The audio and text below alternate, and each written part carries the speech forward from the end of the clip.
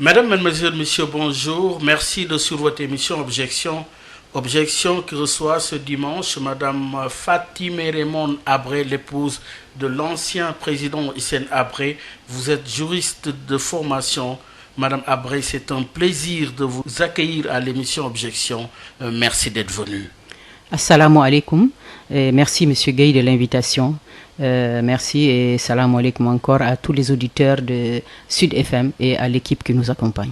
Merci beaucoup. Alors, du statut de première dame à celui d'une femme engagée, engagée dans quoi, pourquoi et par quel canal?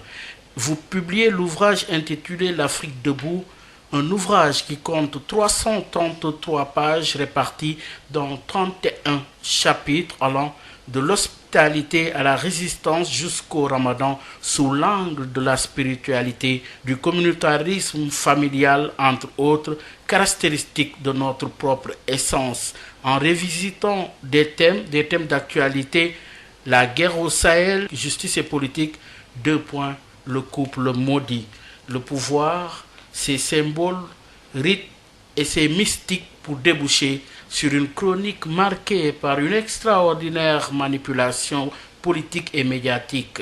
La France-Afrique, journalistes et hommes politiques, que seraient les uns sans les autres? Le pétrole, l'argent, le pouvoir.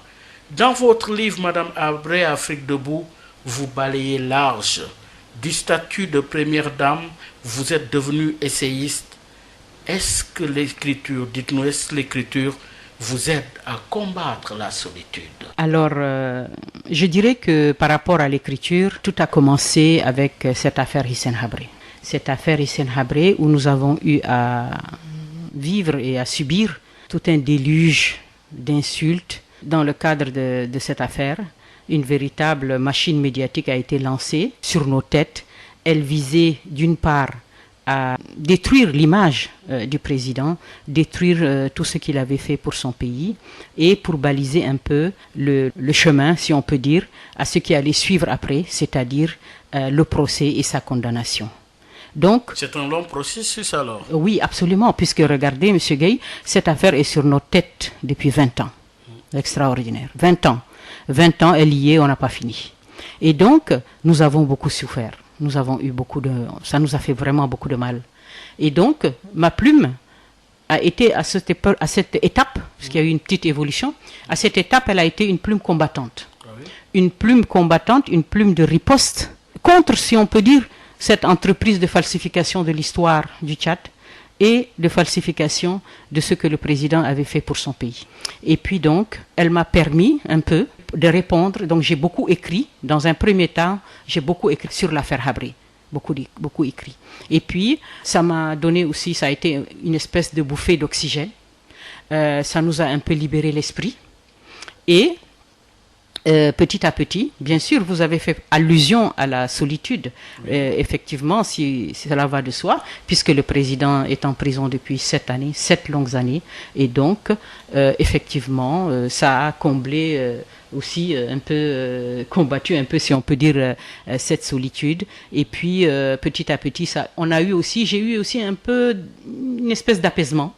Une espèce d'apaisement, et je pense que l'écriture a des vertus thérapeutiques.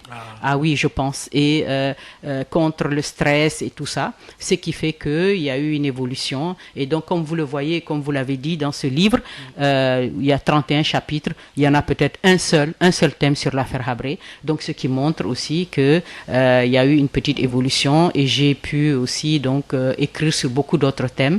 Et vraiment, c'est aujourd'hui avec beaucoup de plaisir que j'écris et que j'aborde les différents thèmes. Oui, que vous abordez les différents thèmes. Vous consacrez tout un chapitre sur les premières dames. Du pouvoir d'influence à la conquête d'un vrai pouvoir politique. Alors, comment exercez-vous votre statut de première dame? Alors, je dirais que vraiment aujourd'hui, malheureusement, il m'est très très difficile de me projeter dans autre chose que dans la prise en considération de la situation du président. Franchement, oui. Je pense que je ne peux rien faire d'autre. Je peux rien faire d'autre dans la situation. Comment vous l'exercez? Non, actuellement, aujourd'hui, au Sénégal, oui. Je ne peux pas dire que j'ai un vrai statut de première dame. Non, je je vis ma vie tout à fait normalement. J'ai énormément de choses compte tenu de la situation du président parce que tout m'est tombé sur la tête et je dois tout assumer et tout faire. Ah oui, étant donné que lui, il est en prison depuis 7 années. Donc, ça veut dire que la gestion de la maison, la gestion, toute la responsabilité est sur mes épaules. Non seulement ce qui concerne la famille, nos enfants, mais en même temps aussi sa situation qu'il ne faut pas oublier, qui est très difficile. Et aujourd'hui, regardez, il est malade, il est dans cette prison, on l'a ramené après ces 2 mois. Oui, Covid-19, non, Covid-19, ils ont donné une permission et ils lui ont donné 2 mois de permission. Oui, mais à la demande de ses avocats. Oui, d'accord, mais après on l'a ramené en prison. Or, on n'a ramené personne en prison. Ah oui, on a eu 703 détenus qui ont bénéficié d'une liberté provisoire, une liberté conditionnelle sur la base de cette histoire de Covid. Et qu'est-ce qu'on a vu? Eh bien, on a vu que personne n'a été ramené, seul le président a été ramené. Et vous savez, c'est dommage parce que quand il a eu cette permission, la parole présidentielle s'est exprimée dans les émissions, dans une interview de France 24, où il a expliqué que tant que le Covid était là, on n'allait pas le mettre en danger inutilement. Et donc, on a vu cette interview d'ailleurs sur France 24 qui a vraiment choqué certaines personnes, beaucoup de personnes même, d'après les réactions que j'ai eues. C'est-à-dire qu'on a vu un harcèlement vraiment indécent de la part des journalistes français qui ont... Oui, je dis ça parce que... C'était un entretien? Non, c'était indécent parce que il voulait absolument arracher un engagement au président Macky Sall pour que le président revienne en prison. C'est votre compréhension? Non, c'est pas ma compréhension. Si vous regardez le truc, vous allez le voir. Et il lui disait, est-ce que vous prenez, oui, l'engagement que Hissène Habré va revenir en prison? Mais et alors que le Covid était là. Et on le voit bien, le président, à travers cette parole, il avait dit, tant que le Covid est là, on ne va pas le mettre en danger. Donc quand le président, il sort de prison pour sa permission, on est à 120 cas de Covid. Okay? Et 2 mois après, on le ramène, on est à 6524. Donc cela veut dire que vraiment, cette parole présidentielle, elle a été fragilisée par ce harcèlement indécent, hein, je l'ai dit comme ça, c'est ça, et qui a montré quoi?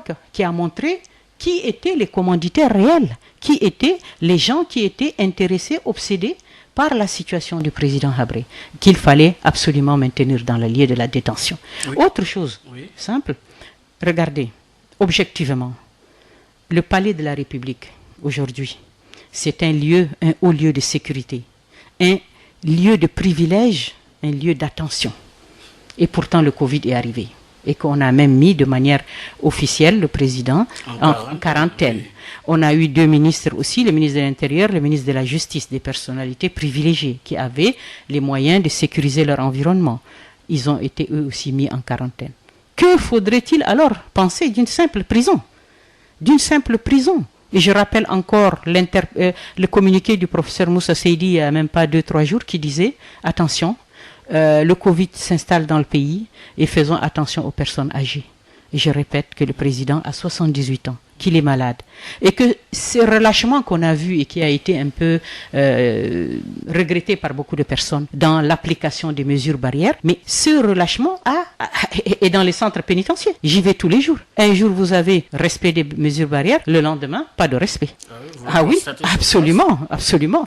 Et pour vous, alors, toutes les conditions, les éléments pour lui accorder une seconde permission sont regroupés? Oui, je dirais que même plus que ça, que tout simplement, vous savez, je le dis de manière très sérieuse, vraiment. Oui, vous avez la mine grave. Oui, voilà, c'est ça. Vraiment, mais parce qu'on est inquiet. Personnellement, je suis très inquiète.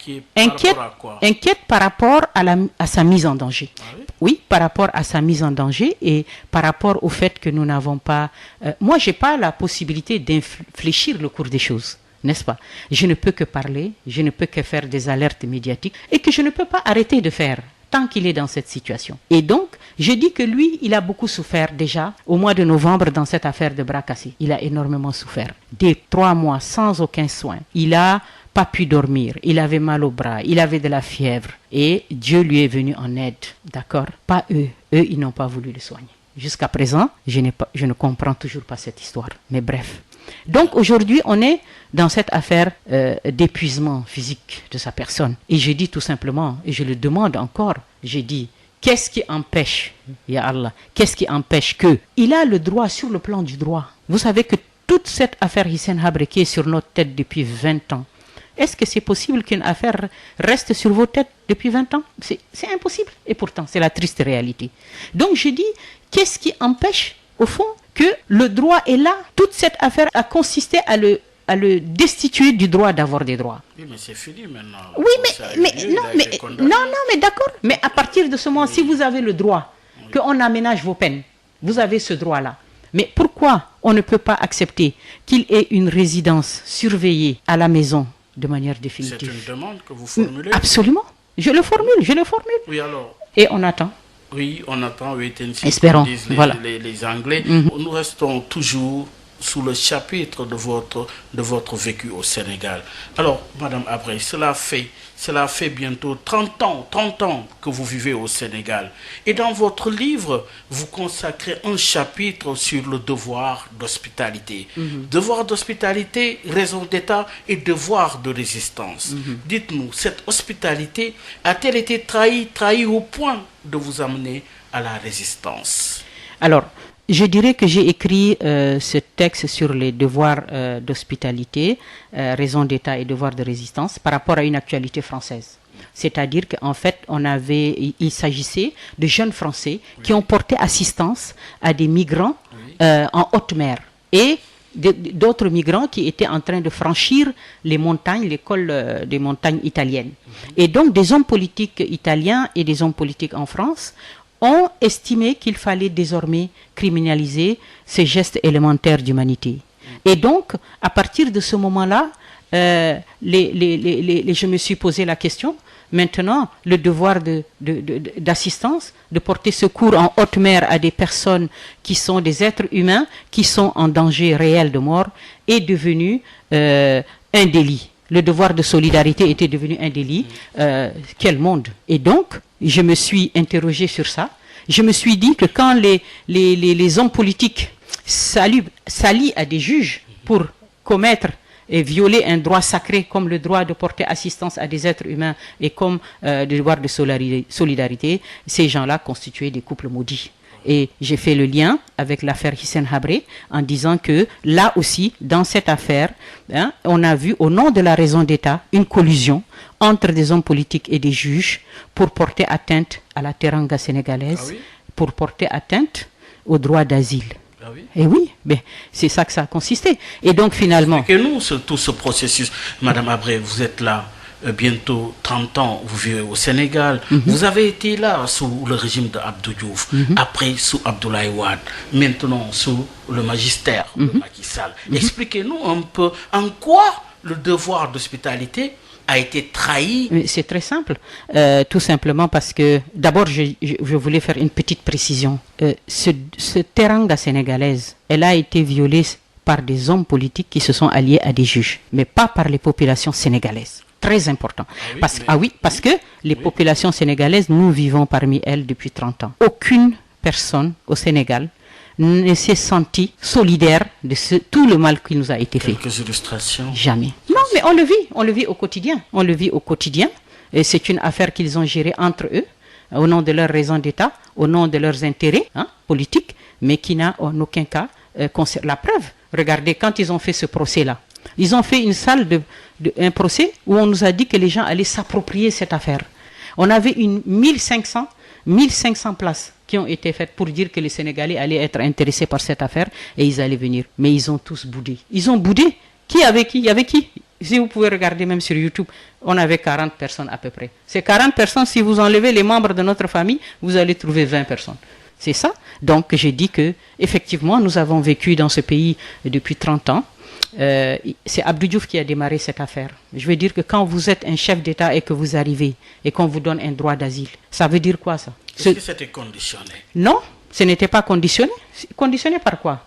Prenons le cas. Conditionné, si on peut dire, par des principes généraux qui régissent ce droit d'asile, c'est-à-dire quoi? C'est-à-dire que quand vous êtes un chef d'État et que vous arrivez dans un pays et qu'on vous donne le droit d'asile, il y a de part et d'autre des obligations. L'obligation qui pesait sur nous était celle de ne pas avoir des activités politiques, ne pas gêner les relations entre le Tchad et le Sénégal éventuellement, le nouveau pouvoir État. Donc, je pense que tout un chacun de nous peut le constater. Le président Hissène Habré n'a jamais eu des activités politiques au Sénégal, il ne s'est jamais exprimé ni rien. Donc, de notre côté, tout a été respecté. Maintenant, quand vous respectez ça, quelle est l'obligation qui pèse sur le pays d'accueil? Le pays d'accueil vous doit une sécurité. Et je pense que cette sécurité, elle s'entend, elle se décline sur deux côtés. Sécurité physique, mais sécurité juridique aussi, c'est clair. Donc, la parole donnée, les gens qui ont renié cette parole, c'est bien les hommes politiques. Oui, mais parce que le Sénégal aussi a signé des conventions. Non. Oui, non, pas du tout. C'est un débat juridique. Mais vous savez que le Sénégal, ils ont reçu la plainte.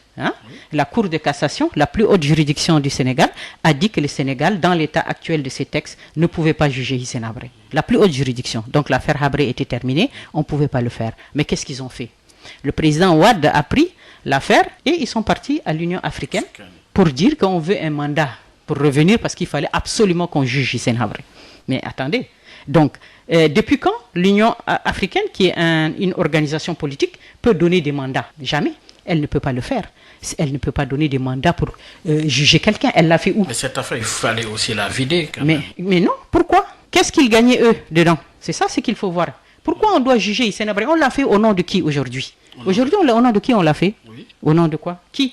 Au nom de qui? Au nom du peuple sénégalais? Non. Au nom du peuple tchadien? Non. Où est-il? On l'a fait ou quoi? On l'a fait pour la France-Afrique. Oui, mais des plaintes, on les a jugées. Les plus hautes juridictions de ce pays ont jugé, ils ont statué. Mais seulement, comme il y avait une demande à la fois de la France, de Gaddafi et de Idriss Déby, il fallait, et que les gens avaient des intérêts dedans, il fallait absolument le faire. C'est pour ça qu'on a fait n'importe quoi. L'essentiel était de mettre le président en prison. Et jusqu'à aujourd'hui, ce n'est pas fini. Pourquoi c'est pas fini? Pourquoi?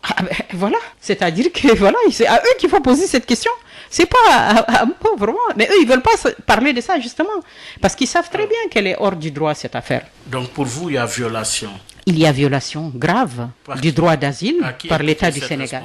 L'État du Sénégal. Ah oui. Et par ceux qui le dirigent. Sur la résistance, j'ai parlé. Oui, j'ai dit que, comme je dis, cette hospitalité a été violée par les hommes politiques et les juges. En aucun cas par les populations du Sénégal. Sur la résistance, j'ai dit, mais bien sûr, parce que nous devons résister. Et vous savez, je voulais juste rappeler un petit truc. Le jeune Français qui a été condamné parce qu'il a apporté assistance aux jeunes migrants en haute mer. Le juge, il lui a dit, monsieur, vous savez qu'on a pris une loi récente pour interdire une assistance à des migrants qui sont des clandestins. Pourquoi vous avez violé la loi et pourquoi vous êtes parti? Et il a dit, monsieur le juge, j'ai agi, je suis parti sauver des vies humaines pour sauver l'âme des peuples européens. Alors je dis, nous on résiste, on se bat chaque jour contre l'injustice, contre le fait que les gens veulent que le président finisse ses jours en prison, et on résiste pour sauver l'âme des peuples africains de cette France-Afrique politico-judiciaire. Et justement, cette résistance est en cours. Pour parler toujours de votre ouvrage avec le titre « L'Afrique debout ». Oui, l'Afrique debout. Pourquoi? Parce que vous avez l'impression que l'Afrique est couchée. Je dis non. En fait, je dis l'Afrique. Je dis il y a quelque chose, il y a des problèmes qui se posent aujourd'hui à nous Africains, des problèmes très importants. C'est-à-dire que aujourd'hui nous, ce qu'on voit, c'est que je voulais dire à la jeunesse africaine que l'avenir, il n'est pas écrit d'avance. C'est un avenir que nous devons concevoir, écrire, bâtir, d'accord? Et cet avenir, il est dans nos pays. Il est en Afrique et nulle part ailleurs. Nous devons rester, la jeunesse africaine doit rester dans son continent, dans son... L'Afrique par les Africains. Pas, absolument, mais pour cela, qu'est-ce qu'on voit? On doit mener une réflexion très importante qui doit poser des états des lieux. Si nous décidons que notre avenir est dans ce continent, dans nos pays, cela veut dire que nous devons avoir les moyens d'y vivre et de profiter de nos ressources. C'est pas le cas. C'est pas le cas parce que on va faire un état des lieux. C'est pour ça que je demande à la jeunesse africaine de se mobiliser pour faire un état des lieux elle-même intelligemment. Un état des lieux. L'avez-vous fait l'état des lieux? Oui. On a fait. Pour dire quoi? Oui. Pour dire sur deux choses. Oui. Prenons le cas de la gouvernance économique. Oui. Je dirais que nous devons faire un état des lieux pour voir quoi? Quels sont nos rapports avec les pays partenaires, entre guillemets? Quel est leur rôle dans nos économies? Quel est leur rôle et leur place dans la gestion de nos ressources?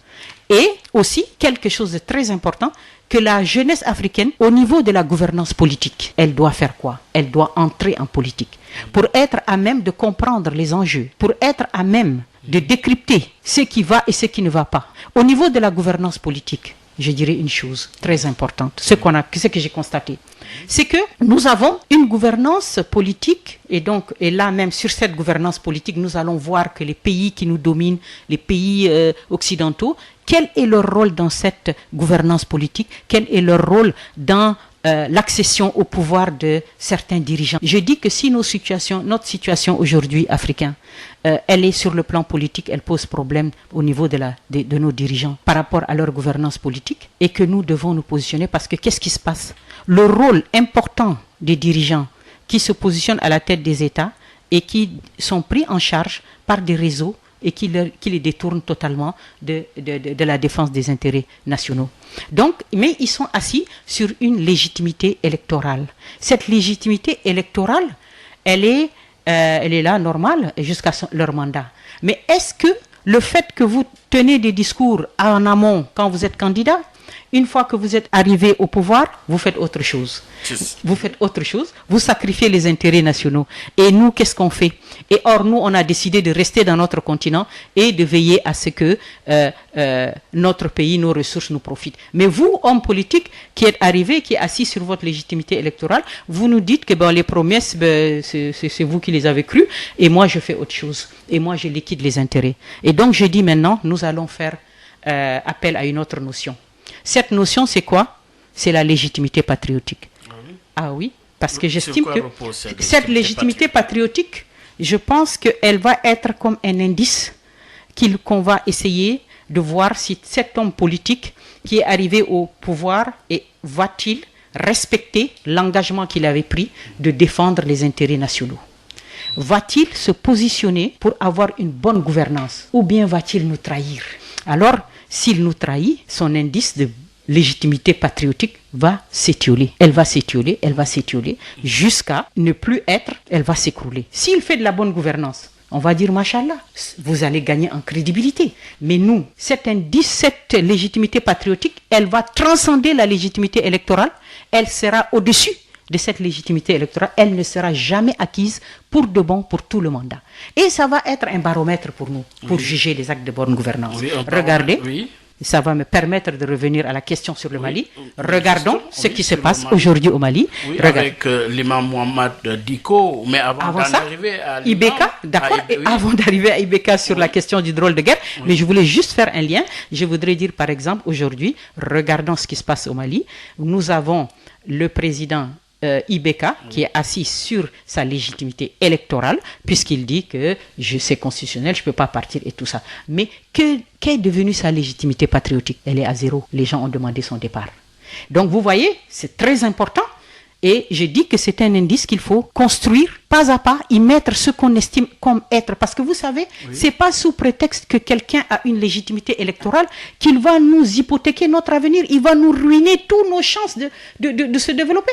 Oui, mais en démocratie, c'est organisé aussi. Oui, d'accord, mais comme je l'ai dit, c'est un indice, c'est un simple indice qui va nous permettre de juger sa gouvernance, qui va nous permettre de dire que vous ne pouvez pas aussi, parce que vous êtes élu et parfois dans des processus contestables, que vous allez aujourd'hui nous sacrifier nos intérêts. Et nous, on a décidé de rester dans notre continent. Mais tout ça, c'est le débat démocratique. Oui, c'est tout ça. à fait. L'essence de la démocratie, une démocratie, elle n'est jamais achevée. Mais vous avez justement pris l'exemple du Mali.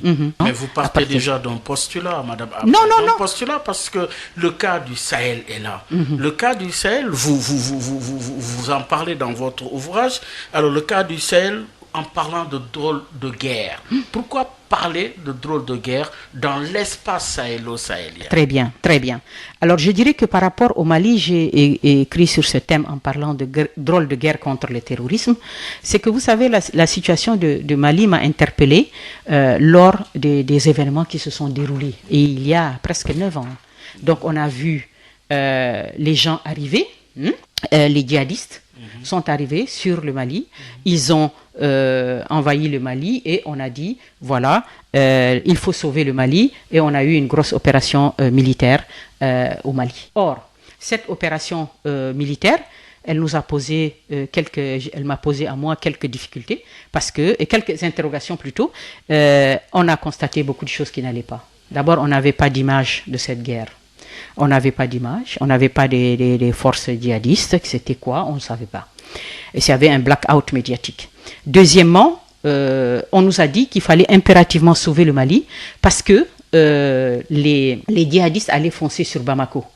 Et on allait installer une république islamiste de narcotrafiquants, comme le disaient les médias français. Mais techniquement, entre Kidal et Bamako, on a 1000 kilomètres. 1000 kilomètres, on n'a pas vu des gens pouvoir se déporter jusqu'à 1000 kilomètres, avec quel carburant, avec quelle voiture et tout ça. Donc ça n'allait pas. Militairement, c'était impossible pour les djihadistes d'y aller. Autre chose, vous savez que les Touaregs, depuis le temps qu'ils ont des problèmes et des revendications, leur revendication, c'est le rêve d'une république de l'Azawad, c'est-à-dire leur nord. Ils n'ont jamais eu des aspirations à aller vers Bamako, prendre le pouvoir ou en faire quoi. Et la preuve, c'est qu'aujourd'hui, ça fait 9 ans que cette affaire a démarré et ils n'ont toujours pas bougé de leur coin. Autre chose encore, les éléments qui ont été sur le terrain, les forces militaires tchadiennes, qui sont allées se battre là-bas, quand ils sont arrivés sur les lieux, et Dieu sait que ce sont des gens qui connaissent la guerre, mais ils n'ont pas vu sur le terrain, vers les Kidal et autres, ils n'ont pas vu des forces en position offensive vers Bamako. Pas du tout. Ils ont vu des gens installés dans des grottes. Et il a fallu monter sur ces grottes pour aller les chercher. Et c'est pour ça qu'il y a eu beaucoup de casses, parce que les gens étaient cachés, et quand vous arrivez à découvert, on vous tire dessus. Mais qu'est-ce que ça veut dire? Vous semblez voir la main de la France-Afrique dans ces conflits, dans ce conflit, que ce soit au Mali, mais également Nigeria, Burkina, Cameroun, Libye, et même au Tchad, Madame Abré. Alors finalement, ne craignez-vous pas que l'on vous range parmi les partisans de la théorie du complot? Non, pas du tout. C'est pas du complot. Nous sommes en train d'argumenter, nous sommes en train de donner des arguments très très crédibles, et à la suite d'une réflexion importante. Et je dirais aujourd'hui, donc on voit bien que le péril de Bamako n'était pas là.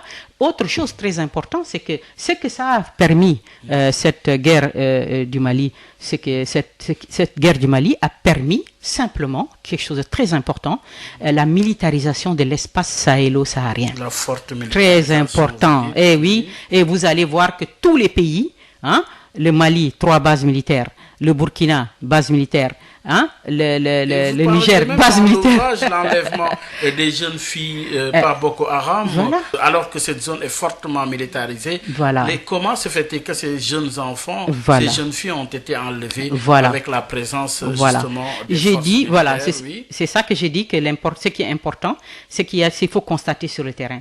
On avait beaucoup de pays qui n'avaient pas de base militaire. Aujourd'hui, tout est militarisé. Tout est militarisé et complètement militarisé. Donc l'objectif était bien là. Il est atteint. Et aujourd'hui, on n'a réglé aucun problème de fond du Mali. C'est dommage.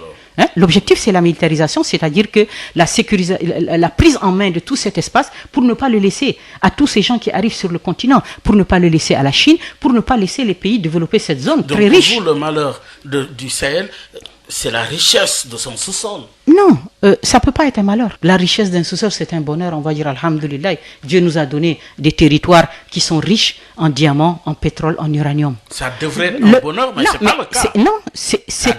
C'est un bonheur. Oui. Notre malheur, il est ailleurs. Le malheur, il est dans ces puissances et ces pays qui nous dominent et qui posent à la tête de nos pays des hommes qui font leur jeu et qui sacrifient nos intérêts. Voilà. Et c'est pour ça que je dis que la situation au Mali, elle est désolante parce qu'on n'a pas voulu régler les problèmes de fond et qui sont là. Et aujourd'hui, au Mali, on a une crise qui a commencé sécuritaire, qui est devenue institutionnelle, politique, sociale. Et c'est l'engrenage total. Et on a une rupture totale de dialogue, un dialogue de sourds. On ne sait même pas ce qui va arriver. C'est terriblement grave. Et je dirais que ce n'est pas étonnant. Parce que pourquoi? La France a toujours eu des solutions militaires pour des crises politiques. On l'a vu au Tchad, en RCA, en Côte d'Ivoire et aujourd'hui au Mali. C'est-à-dire que c'est la stratégie du chaos. On a un chaos qui est là. Aujourd'hui, la situation au Mali est un chaos. Ni guerre, ni paix, ni stabilité. Et ils sont là et ils ont des pions entre tous les belligérants. Et c'est ça qui perdure et c'est dommage. Voilà. Vous avez fait allusion à la situation au Nigeria de Boko Haram. Oui, je l'ai dit. J'ai dit la situation. Vous savez, je connais bien le Nigeria parce que pendant la guerre, nous avons vécu avec ma famille au nord du Nigeria, à Maïdougouri, là où est la zone de Boko Haram. Par rapport au Tchad, c'est juste 1h30, vous êtes au nord du Nigeria, vous êtes dans la zone de Boko Haram. Et alors, quand on a vu cette...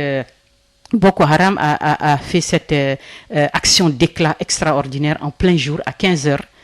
Ils ont enlevé 117 jeunes lycéennes qu'ils ont transportées en plein jour dans 17 bus. Et ils ont traversé une ville entière, 17 bus. Et nous avons à même pas 1h de route, 1h30 de route de la capitale tchadienne, donc où il y a le QG de l'opération Barkhane, avec des moyens d'écoute, avec des drones, avec des ceci. À 1h de route, ça veut dire 10 minutes en hélicoptère. Comment 17 bus peuvent traverser tout un pays jusqu'à aller partir? J'ai dit non, non et non. Ça veut dire qu'il y a des choses qui ne tournent pas rond. Alors, voilà. Si nous revenons sur le Tchad, la Libye et la bande d'Aouzou. Dans cette affaire, Madame Habré, votre mari, Hissène Habré, est quand même impliqué en tant que chef d'État, chef de guerre. Selon vous, à quoi étaient dus ces conflits? L'affaire de la bande d'Aouzou était due simplement à la politique expansionnisme d'un Kadhafi surpuissant, extrêmement riche de ses pétrodollars. Il a occupé une bande, on l'appelle comme ça bande, mais vous savez que le territoire d'Aouzou était de 100 000 km². Vous voyez? Si on sait que le Sénégal, c'est 196 712 km², donc vous voyez que Aouzou était la moitié du Sénégal. Donc c'est pas rien. Et donc Kadhafi a occupé cette zone. Et la question s'est posée de savoir, parmi les acteurs politiques qui le soutenaient, il y avait les Goukouni Wedei et autres, et Hissène Habré était contre l'annexion de cette partie et contre l'occupation de son pays. Et donc, il a mobilisé les Tchadiens, si on peut schématiser comme ça, et il a fait la guerre à la Libye, contre l'avis de la France, parce que la France voulait tout simplement une partition du Tchad, exactement comme la situation au Mali. Pour elle, on était faible, on ne pouvait pas faire face à l'armada libyenne qui occupait tout ce territoire. Et vous savez que Kadhafi qui revendiquait seulement Aouzou. Mais à un moment donné, on s'est rendu compte, grâce à tous les supplétifs tchadiens qu'il a enrôlés, il avait occupé la moitié du Tchad. C'est-à-dire que des 100 000 km qu'il a pris, il est arrivé à 500 000 km². Et donc, le président a mobilisé son peuple et a fait la guerre contre l'avis de la France, contre l'avis de beaucoup de gens qui pensaient que non, parce que tout simplement, ils avaient des intérêts commerciaux importants en Libye, Total et autres. Et Hissène Habré a gagné cette guerre. Il a dégagé la Libye hors du Tchad. Mais en même temps, il a sécurisé juridiquement la bande d'Aouzou. C'est ça qui est très important. C'est-à-dire qu'une fois que vous avez fait partir quelqu'un qui est l'occupant chez vous, vous avez dit très bien, nous allons saisir la Cour internationale de justice de la Haye. Et le président a déposé avec les avocats leur plainte. Et on a attendu cette décision de la Cour de justice de la Haye. Elle est tombée en 1992, le 4 février 1992. Nous étions à Dakar déjà. Voyez. Et qu'est-ce qu'elle a dit la Cour? La Cour a dit Aouzou est une terre tchadienne. Et en disant ça, elle a légitimé tout le combat du président. Et elle a dit, enfin, pour toujours et à jamais, grâce à l'action du président, grâce à l'action militaire de son engagement, de sa prise de risque, de ce patriotisme qui l'a animé, parce que beaucoup de gens auraient fermé les yeux. Aujourd'hui au Mali, c'est faute d'un leadership fort, engagé, pour dire certaines vérités, qu'on s'est aujourd'hui mis dans ce chaos-là. Et donc, le président. Heureusement qu'il était là. Et aujourd'hui, Aouzou est une terre tchadienne pour l'éternité. On le lui doit. On le lui doit, mais il n'en profite pas, puisque voilà. Oui, parce que grâce à cette maudite France-Afrique, qui l'a fait partir, et ce qui est encore plus dommage, c'est que vous voyez, c'est aujourd'hui lui, l'homme qui a défendu son pays, sur le plan du droit, mais sur le plan militaire, qui l'a sauvé, qui a restauré l'intégrité territoriale de son pays, c'est lui qu'on a mis en prison. Alors, Madame Abré, invité d'objection, Fatim Raymond Abré, finalement, où situez-vous la responsabilité de nos gouvernements, de nos élites africaines, nos élites que vous fustigez dans votre ouvrage? Où situez-vous cette responsabilité? Alors, je dirais que les élites africaines, et j'ai beaucoup réfléchi sur leur cas, les élites africaines d'aujourd'hui, objectivement, ce sont des élites qui sont beaucoup plus éduquées, plus formées que celles qui étaient à l'époque des indépendances. Elles ont donc vraiment une expertise dans beaucoup de domaines. Mais ce qu'on constate aujourd'hui, c'est que est-ce que cette expertise de ces élites-là, elle a été mise au service du développement de leur pays? Est-ce que c'est le cas? Est-ce que, ou bien, on a vu cette expertise être développée pour pouvoir dénicher et trouver toutes les niches que peut engendrer, niches d'argent que peut engendrer un État et y faire main basse et les piller? Est-ce que les élites africaines ont réfléchi à apporter, du fait de leur expertise, des solutions innovantes à nos problèmes? Est-ce qu'elles l'ont fait? Réponse. Non, elles ne l'ont pas fait. Alors, je vais donner quelques exemples, parce que leur expertise, elle a été développée. Prenons un cas, par exemple, simple. Nous voyons la communauté du droit, les élites professeurs de droit et autres, qui sont dans les universités. Leur rôle et leur mission, c'est d'abord et avant tout d'apprendre l'état de droit, ce qu'est un état de droit, à leurs étudiants, futurs leaders, futurs administrateurs de nos États. C'est leur mission première, consolider la démocratie, apprendre l'état de droit. Mais qu'est-ce qu'on a fait? Nos élites expertes les ont sortis de leur université pour les amener sur le terrain de la politique, pour qu'elles puissent nous tromper, fabriquer des textes constitutionnels sujets à 1000 interrogations, des virgules ici, à droite, avant, après, des ou et des et nous phagocyter totalement. Voilà quelque chose de très négatif. Autre chose, nous avons des élites qui, depuis 1970, des élites africaines partout sur le continent, qui ont travaillé pour la Banque mondiale, le FMI. Oui. Très bien. Quand ils étaient dans ces institutions, et Dieu sait qu'on sait aujourd'hui, et c'est incontestable, que les FMI et les banques mondiales nous ont beaucoup trompés. On a eu beaucoup de casse dans les économies à cause des choix qu'ils nous ont imposés. Et 10 ans après, ils se sont rendus compte que c'était des mauvais choix. Ok, mais c'est à nous, on a payé les pots cassés. Mais ces élites-là, bon, tant qu'ils étaient là-dedans, ils ne pouvaient rien faire. Mais ils ont appris beaucoup en étant là-dedans. Une fois qu'ils ont quitté ces institutions, se sont-elles mises au service de leurs États pour justement corriger du fait de cette expertise qu'ils ont appris? Ou bien se sont-ils investis à presque 80% à l'échelle du continent pour ouvrir des cabinets privés et se remettre au service de la Banque mondiale? Voilà. Et donc je dis aussi que tout n'est pas noir. Je donne un exemple très positif. Oui. Je dis par exemple, la crise du coronavirus nous a donné je peux dire un truc positif. C'est quoi? C'est-à-dire que j'ai vu moi et observé le corps médical sénégalais. Franchement, ce corps médical sénégalais m'a émerveillé. Parce que voilà une élite, et même, pas forcément une élite, mais toute la chaîne hospitalière, tous les médecins, infirmiers et autres, et illustres professeurs, ils se sont mobilisés, investis jour et nuit à prendre en charge cette affaire mondiale, importante. Ils nous ont rassurés, ils ont développé un sens du patriotisme sans faille. Ils ont été utiles à leur pays, fondamental. Franchement, et je dis pour moi, franchement, je dis qu'on ne leur a pas encore rendu suffisamment hommage. Et quelque part, vous savez, c'était fermé. C'est-à-dire que tout était fermé, donc on nous a laissé à notre sort. Et bien, ils se sont levés. Ils ont relevé ces défis importants. Voilà, des gens qui ont montré qu'ils aimaient leur pays et qu'ils aimaient leur peuple. Oui. Et je dis vraiment, Masha'Allah, et on n'a pas encore rendu, on leur a pas encore dit vraiment merci. Et ils continuent à le faire. Vraiment merci, Oui. parce que c'est pas encore là. Oui, c'est ça, mais ils parce continuent. que également, c'est l'exception, il y a une exception, Voilà. que tout n'est pas mauvais. Voilà. Mais dans votre ouvrage, vous parlez également de manipulation. Dans votre chapitre 7, pour être précis, le pouvoir, ses symboles, ses rites, ses mystiques, chronique d'une extraordinaire manipulation politique et médiatique. Racontez-nous, Madame Abré, comment cela se passe? Qui manipule qui et à quelle Non, je fin dis, et à par quelle exemple, fin? d'accord. Par exemple, encore toujours par rapport aux élites, qui manipulent qui? Bon, regardez, par exemple, quelque chose aussi dans en faisant la comparaison par rapport à cette élite médicale, hein, exemplaire. Et on va dire une interrogation.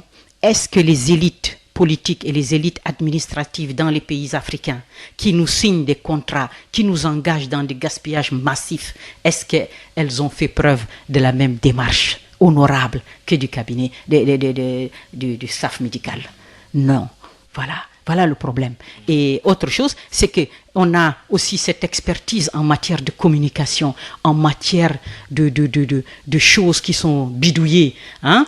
Par exemple, regardez, nous avons vu tous les cabinets politiques de la France-Afrique nous manager quelque part parce que, extraordinairement, on a des pays africains qui ont des situations totalement différentes. Mais regardez, hein, c'est incroyable, on a eu le plan Gabon émergent, le plan Cameroun émergent, le plan Tchad émergent, le plan Côte d'Ivoire émergent et le plan Sénégal émergent. Extraordinaire. Donc, vous voyez comment les manipulations se font alors que ces élites-là pouvaient elles-mêmes, à leur niveau, concocter des plans réalistes et qui tiennent compte de nos réalités. Qui tient compte de nos réalités. Le grand économiste parlait de la fumée en qualifiant tous ces plans dont vous faites allusion. Voilà. Plan Gabon émergent, Sénégal émergent, avec Côte d'Ivoire émergent. Mais alors, toujours en revenant sur cette manipulation dans le chapitre 7, vous nous racontez donc comment cela se passe et à quelle fin. Mais alors, finalement, faut-il détester la politique? Non, pas du tout, puisque vous savez, comme je l'ai dit par rapport à la jeunesse africaine, je l'appelle à entrer en politique. Ce n'est qu'en entrant en politique qu'on peut d'ailleurs infléchir le cours des choses. Vous voyez, puisque c'est la politique qui nous dirige, c'est la politique qui anime la vie et qui prend des lois, qui prend des décisions. Donc, il faut entrer en politique. Bien sûr, la façon dont on fait la politique aujourd'hui, elle dégoûte les gens.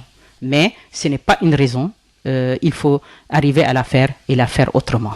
Mais dans l'affaire Hissène Habré, Marcel Mendy, le journaliste qui a écrit un livre intitulé Affaire Habré, entre ombre, silence et non-dit. Vous dites l'avocat, le président, le ministre, le juge, le journaliste et le religieux. Alors, y a-t-il eu connivence entre ces différents acteurs? Alors, c'est une affaire, effectivement, qui remonte au début de l'affaire Hissène Habré. Nous avons appris, bien sûr, cette affaire. Et puis, donc, le journaliste Marcel Mendy en a fait état aussi. Et donc, en fait, c'était quoi? C'est-à-dire qu'en fait, c'était à l'entame, en 2000, quand les ONG européennes et occidentales sont venues au Sénégal pour recruter des avocats et lancer des poursuites contre le président. Et donc, c'est à cette époque-là que l'avocat Maître Boukounta Diallo, qui était donc dans cette affaire, et lui est donc il s'est désisté après. Oui, il s'est désisté après. Donc, mais au départ, donc, il est allé voir Abdou Diouf. Oui, il est allé voir Boukounta lui-même. Boukounta, oui, bien sûr, il est allé voir Abdou Diouf pour lui demander le feu vert, qu'est-ce qu'il pensait et tout ça, parce qu'il se disait si Abdou Diouf respecte son obligation de sécurité et le droit d'asile, eh ben, ça ne va pas marcher. Et puis donc, il trouve Abdou Diouf qui donne une espèce de feu vert. Et c'est là où nous, on s'arrête. Moi, je m'arrête dans mon texte en disant, quand on est un avocat et qu'on vous donne une affaire, une plainte, si le dossier est bon, on ne voit pas comment vous allez voir le chef de l'État pour demander le feu vert. Et puis après, il va voir le ministre. Donc il va voir le ministre et le ministre de la Justice de l'époque, M. Serigne Diop. Donc lui aussi, il lui dit, ben voilà, c'est ça qui va se faire. On vous signale que le président a donné un feu vert. Et puis après, il va voir le juge Demba Kandji, qui est juge d'instruction, qui va avoir cette affaire. Et puis lui aussi, on balise le terrain.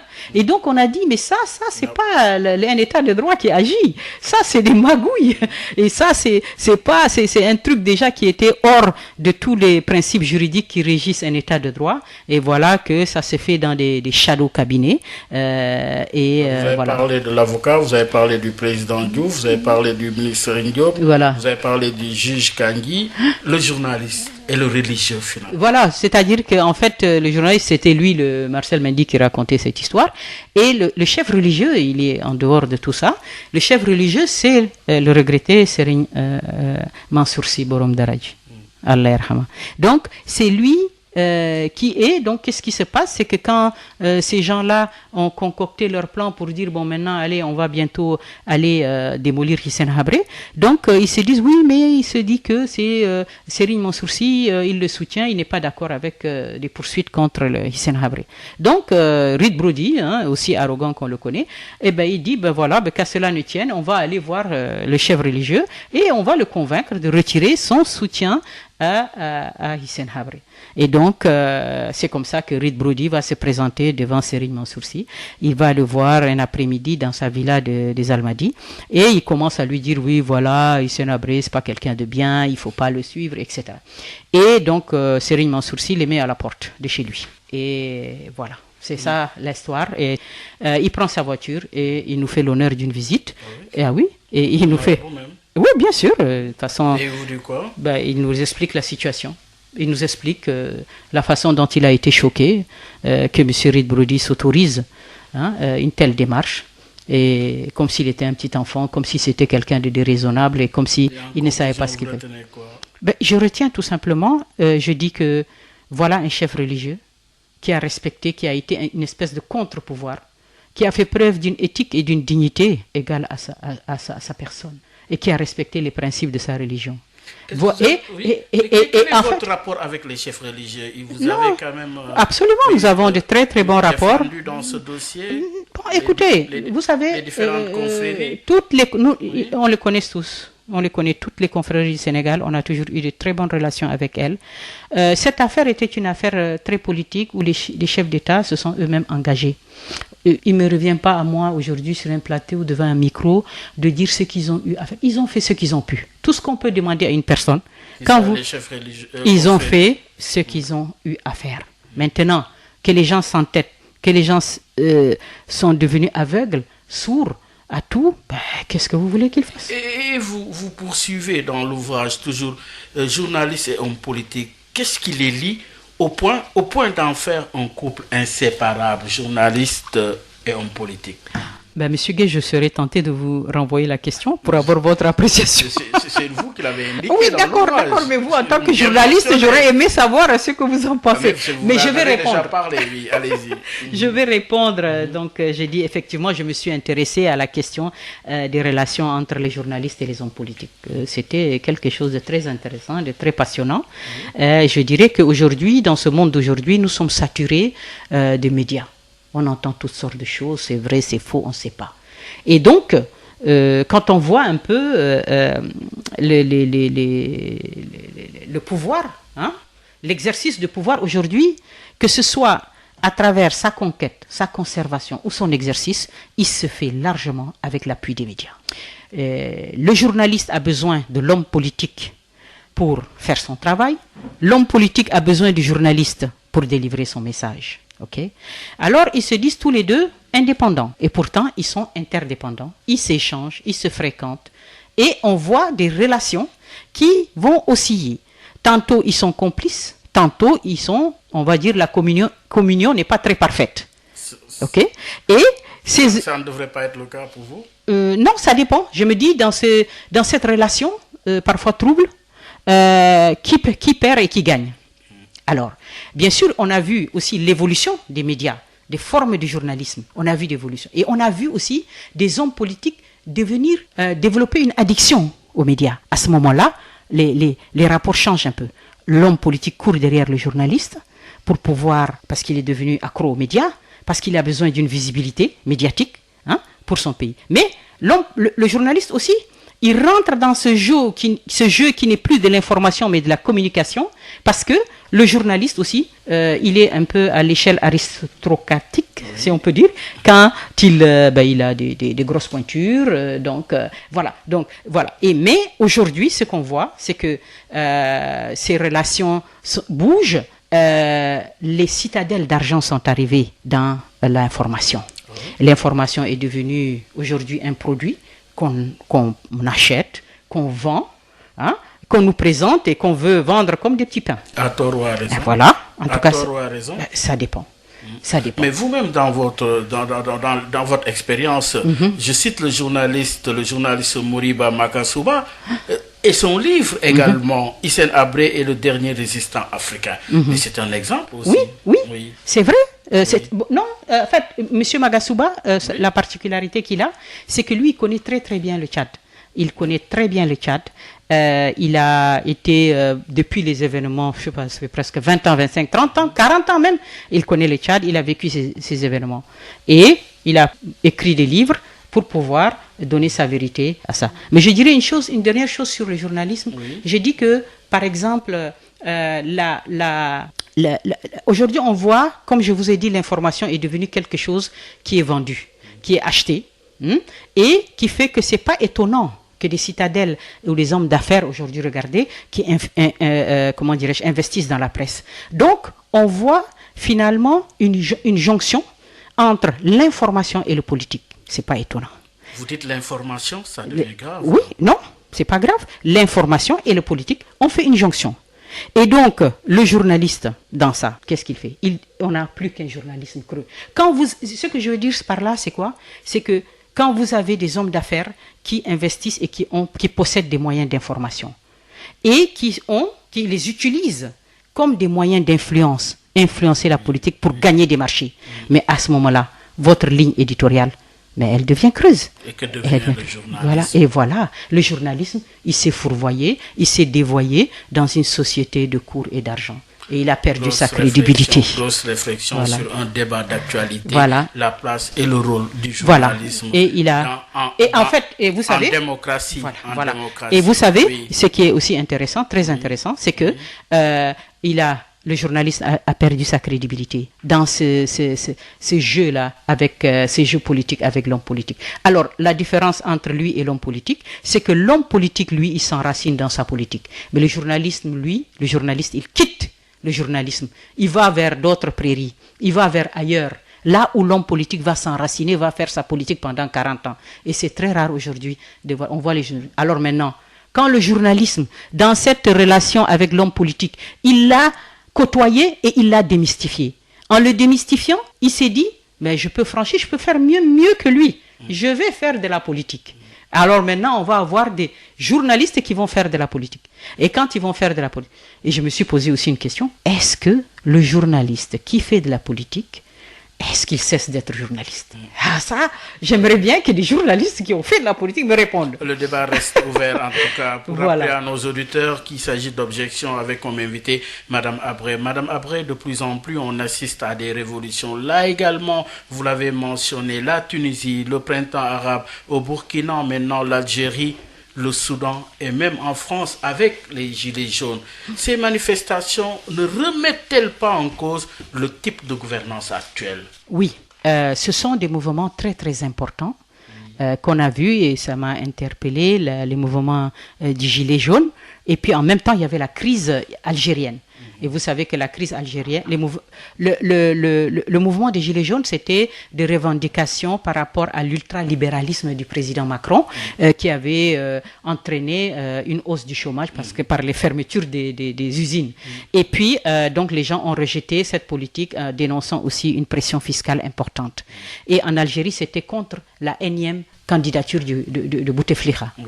Et donc, on a eu ces mouvements de contestation très importants. Ils ont été des mouvements collectifs, parfois bon enfant en Mali, un peu violents en France. Mais on a constaté, et le fruit de ma réflexion était de dire, Peut-on faire des révolutions sans leader? Peut-on faire des révolutions sans leader? Mais alors le cas du Mali est là avec Imam Mahmoud Dicko. Voilà. Alors, c'est un exemple. Non, je dirais pas. Révolution avec un leader, vous oui, dites, la question que vous avez posée trouve-t-elle sa réponse dans le cas du Mali avec l'imam Dicko? Alors, je dirais d'abord une chose, c'est que la question au niveau de l'Algérie et de la France, c'était des gens qui refusaient, pour les Gilets jaunes, ils refusaient des leaders. Ils disaient qu'on n'avait pas besoin, ils n'avaient pas confiance, ils voulaient. Pour l'Algérie, ils n'ont pas pris de leader. Ils ont fait une pression de la rue. Mais quand on fait... Bon, vous savez, j'ai parlé de révolution, mais en fait, c'est un terme un peu galvaudé. Ce n'était pas des révolutions. Les révolutions, c'est quand on change totalement des systèmes politiques. C'est des mouvements de contestation. Maintenant, qu'est-ce qu'ils sont arrivés? Leur limite, c'est quoi? Leur limite, c'est qu'ils ne peuvent que influer, avoir quelques résultats, mais ils ne peuvent pas entraîner le changement d'un pouvoir, d'un système politique.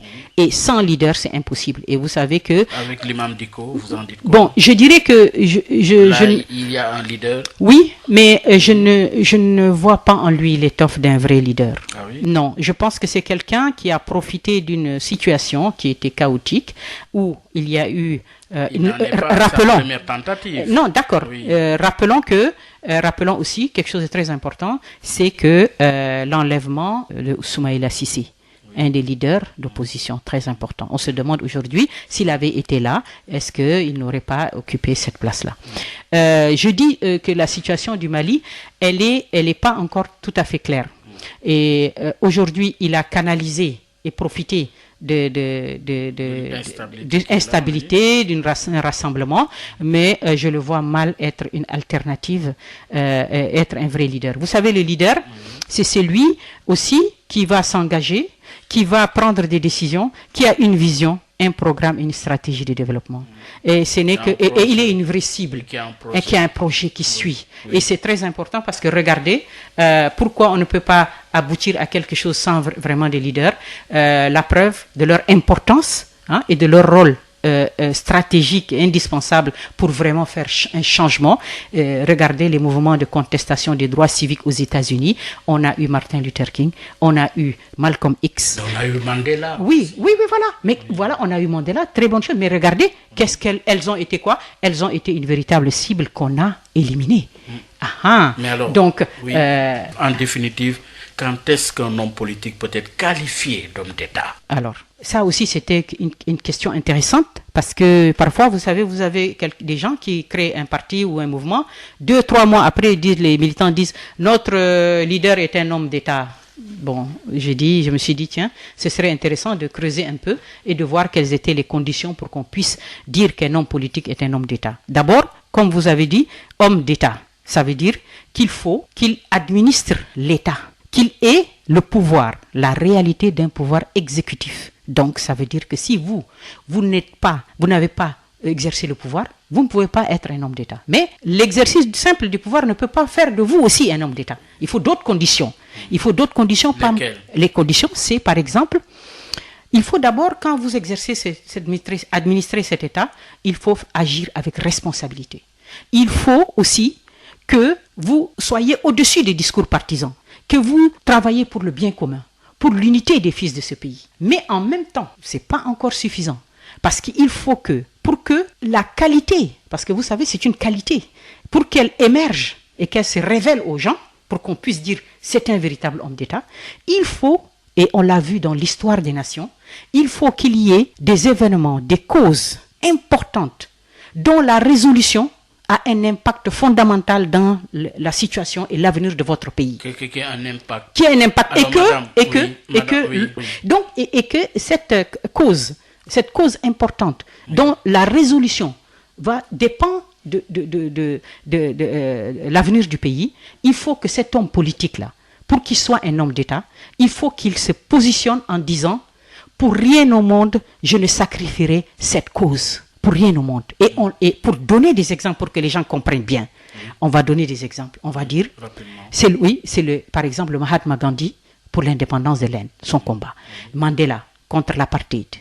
On va dire Kwame Nkrumah pour l'indépendance du Ghana et l'unité africaine. On va dire De Gaulle contre l'occupation nazie. On va dire Yasser Arafat contre l'occupation israélienne. On va dire Nasser pour l'indépendance de l'Égypte. Et Hissène Habré pour l'intégrité territoriale du Tchad et contre l'occupation de son pays par la Libye. Madame Habré, l'argent, le pouvoir, le pétrole, pour retenir quoi? Pour retenir que c'est un cocktail explosif et que aujourd'hui le pétrole c'est la seule ressource stratégique importante qui rend fou tous les chefs d'État occidentaux. Ah oui. Et l'histoire l'a prouvé. Regardez par exemple quelque chose de très très important.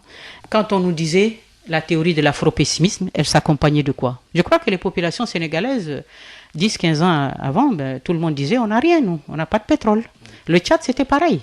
Aujourd'hui, il se révèle que le Tchad et le Sénégal sont des mers de pétrole. Mais il faut qu'on s'arrête pour dire, faisons attention. Faisons attention et vraiment soyons patriotes pour que ces ressources, puisqu'on a décidé que notre jeunesse reste sur notre continent, pour que ces ressources-là soient pour nous. On a décidé et qu'elles nous profitent et qu'enfin on émerge. Voilà. Oui, et c'est consigné dans la constitution sénégalaise.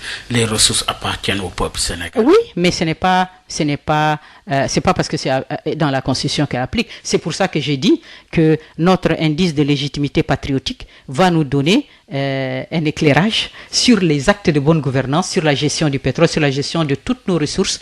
Et même, je dirais qu'on pourra même mettre dans cet indice de légitimité patriotique beaucoup de choses. Oui. Par exemple, aujourd'hui, vous voyez la question aujourd'hui du littoral au Sénégal. Moi, je vis au Sénégal depuis 30 ans. Donc, la question du littoral... Ça vous indigne? Ah oui, ça m'a vraiment profondément choqué. Parce que j'ai dit que la question du littoral au Sénégal, au-delà de l'occupation du domaine public maritime qu'on peut discuter. Au-delà de tout ça, je pense que c'est une question de sécurité nationale. Mais on ne va pas terminer sans parler de la femme.